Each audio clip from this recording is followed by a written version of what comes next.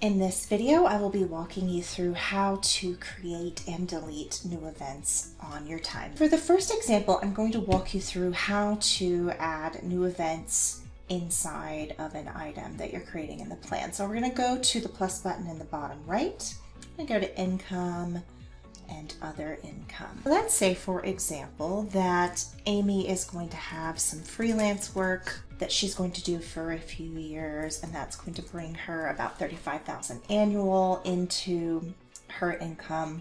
And so what I want to do is go to the timing screen, and rather than selecting the events that automatically pre-populate, I'm going to double click in the gray here and say that this starts in the second year of the plan. We're going to set that as our start event. And then let's say that it ends at age 60. We just double click in the gray above the year that we would like it to be created.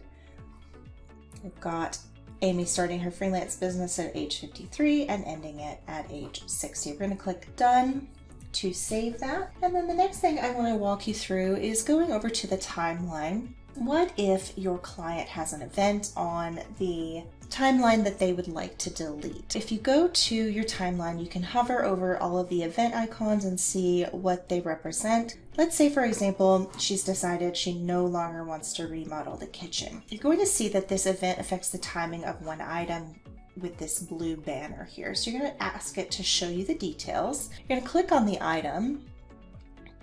And then once you've deleted the item that it's connected to, you'll be able to go back to the timeline, open up that event, and then you'll see the trash can icon populate so that you can now delete it from your plan. So this kitchen remodel is no longer in the plan. Also, if you want to move anything on the timeline, all you would need to do is click and drag. So let's say she's decided that she's going to work until age 65. Just click and drag, and then if you need to move it back, same method. The next thing I wanted to walk you through is how to add a new event to the timeline. So we're going to, from here, the plus button in the bottom right, going to click an event. Amy has said that she would like to buy a boat at some point. So we're going to put buy a boat. She doesn't know how much that boat is going to cost, but she would like to do it sometime around age 60. So we're going to just put it on the timeline.